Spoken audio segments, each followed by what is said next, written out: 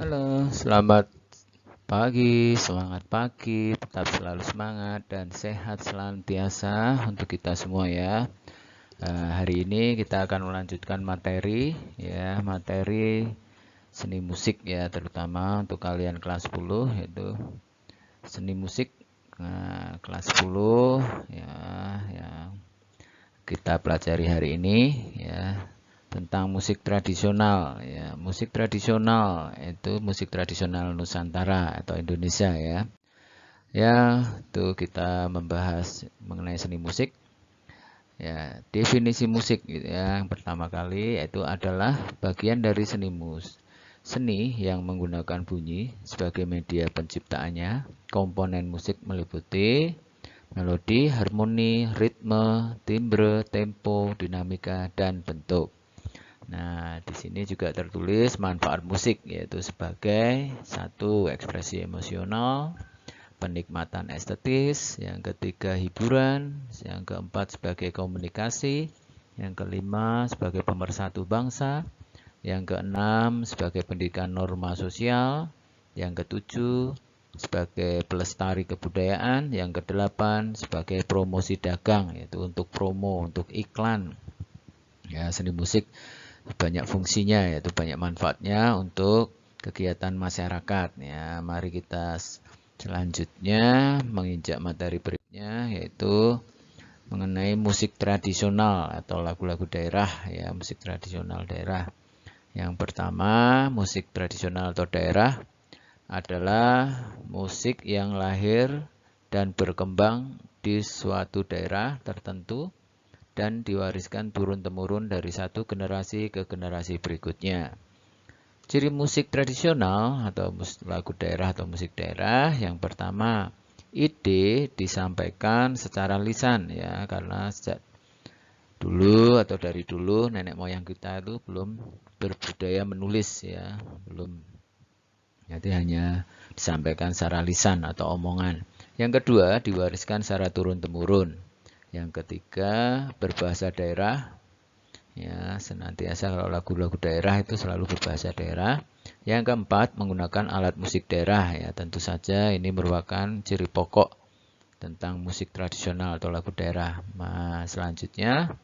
Materi selanjutnya kita bisa melihat mengenai fungsi musik tradisional atau musik daerah. Ya. Fungsi musik tradisional atau daerah ini itu ada beberapa, itu ada 4.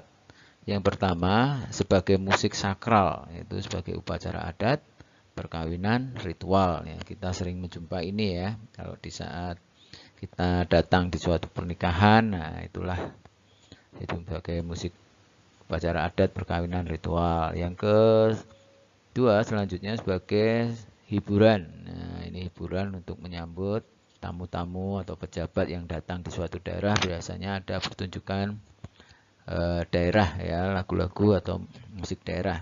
Yang ketiga sebagai pengiring tari tradisi. Nah, kita sering menjumpai hal ini. Yang keempat sebagai pengiring pertunjukan teater. Nah, kita juga sering melihatnya itu wayang orang, pertunjukan ketoprak ataupun pertunjukan ludruk di Jawa Timur, nah, dan lain sebagainya. Itu kalau pertunjukan teater tradisional biasanya diiringi dengan musik-musik tradisional. Nah, materi selanjutnya, mari kita ke materi berikutnya, yaitu mengenai sejarah musiknya. Nah, sejarah musik tradisional ya, alat-alat musik tradisional di Indonesia itu ada sejarahnya, tapi di sini cuma ada 5 ya yang perlu kita ketahui mengenai angklung Jawa Barat. Itu awal mulanya sebagai alat ronda malam dan pesta panen di daerah Jawa Barat. Selanjutnya musik gondang dari Tapanuli itu sebagai upacara masyarakat Batak. Ya, ini sering juga kita ketahui. Yang ketiga gamelan Jawa dan Bali. Ini sebagai upacara kerajaan di Jawa dan di Bali untuk upacara siklusnya pergantian raja dan lain sebagainya. Itu awal mulanya seperti itu. Yang selanjutnya mengenai musik gong luang. Nah, musik gong luang dari Bali. untuk mengiringi upacara kematian atau ngaben di daerah Bali ya. Itu sering kita jumpai kalau pergi ke Bali, melihat atau menonton, menjumpai upacara kematian di Bali, itu selalu ada musik daerah.